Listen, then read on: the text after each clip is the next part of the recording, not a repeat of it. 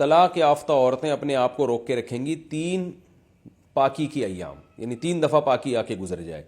دونوں کے دلائل کیا ہیں یہ میں پھر انشاءاللہ مختصراً بتاؤں گا.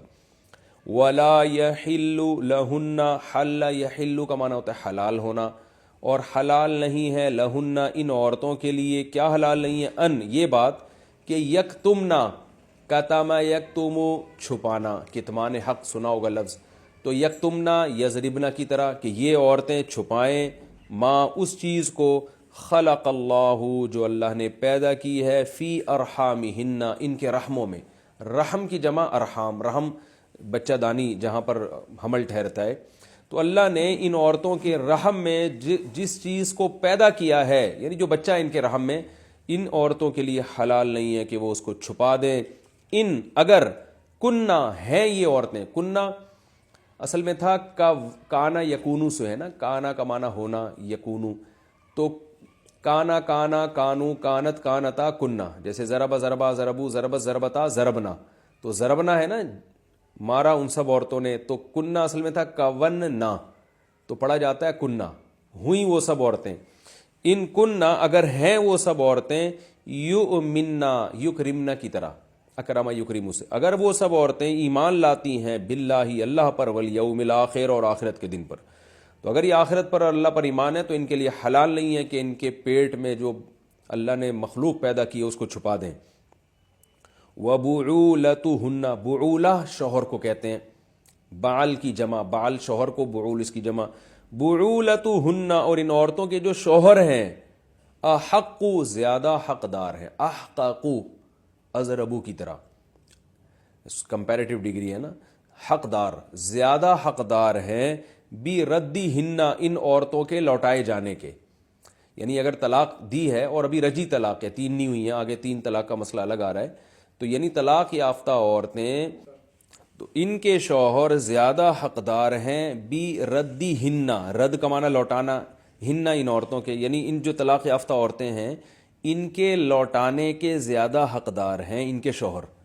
یعنی وہ زیادہ حقدار ہیں کہ ان عورتوں کو انہی کی طرف لوٹایا جائے فی ذالک اس مدت کے دوران، یعنی 3 مینسز یا 3 دفعہ جو پاکی آ کے گزرتی ہے اس ٹائم کے گزرنے سے پہلے ان عورتوں کے شوہر اس کے زیادہ حقدار ہیں کہ ان عورتوں کو انہی کی طرف لوٹایا جائے. ان اگر ارادو ان کا ارادہ ہو، ارادو ارادے سے نکلا ہے، ارودو تھا اکرمو کی طرح اصل میں، اگر ان کا ارادہ ہو اصلاح کا، ان کے میاؤں کا ارادہ ہو آئندہ تمیز سے زندگی گزارنے کا، تو طلاق کے بعد عدت گزرنے سے پہلے ان عورتوں کے جو شوہر ہیں وہ زیادہ حقدار ہیں کہ ان عورتوں کو انہی کی طرف لوٹایا جائے. یعنی رجوع کا حق ہے مرد کو، جو انشاءاللہ پھر تفصیل سے بتاؤں گا.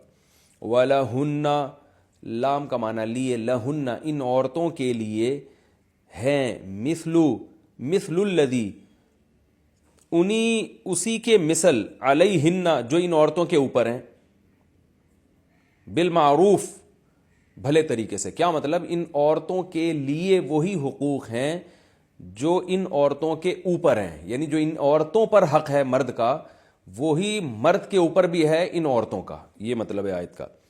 لام اصل میں فائدہ پہنچانے کے لیے آتا ہے اور اعلیٰ ذمہ داریوں کے لیے آتا ہے. جیسے میں کہتا ہوں لی ہذا، میرے لیے ہے یہ چیز، اور علیہ ہذا یعنی میرے اوپر ہے یہ چیز. تو کوئی بھی ذمہ داری کو جب ہم بیان کرتے ہیں تو اس کے لیے اعلیٰ کا لفظ استعمال ہوتا ہے کہ آپ، اردو میں بھی ایسے ہی، آپ پر یہ ذمہ داریاں آپ کے اوپر ہیں، یہ سب کچھ آپ پر ہے. یہ کہتے ہیں اٹس اپ ٹو یو. یہ تو اٹس اپ ٹو یو تو کسی اور معنی میں ہو جاتا ہے، اس کا معنی تو یہ ہوتا ہے کہ یہ آپ پر ہے، آپ کی مرضی ہے جو چاہیں کریں. لیکن اردو میں میرا خیال ہے یہ زیادہ واضح ہے کہ آپ پر ہے، یہ ذمہ داری آپ کے اوپر ہے، یا یہ آپ، اور جب فائدے کی بات ہوتی ہے تو آپ کے لیے. تو وَلَهُنَّ ان عورتوں کے لیے مثل الذی بالکل اسی کے مثل ہے، علیہن جو ان عورتوں کے اوپر ہیں. یعنی ان عورتوں کے لیے حقوق بھی وہی ہیں جو ان عورتوں کے اوپر ہیں، جو ان عورتوں کی ذمہ داریاں ہیں سیم ویسے ہی حقوق عورت کے لیے بھی ہیں. یہ مطلب ہوگا آیت کا. بالمعروف بھلے طریقے سے، یعنی بھلے طریقے سے ان عورتوں کے پر بھی ذمہ داریاں پوری ڈالو اور ان عورتوں کو بھی پورے حقوق دو. وللرجال اور مردوں کے لیے علیہن ان عورتوں کے اوپر درجہ، ایک درجہ ہے. یعنی مردوں کا ایک درجہ ان عورتوں پر ہم نے اونچا رکھا ہے. واللہ عزیز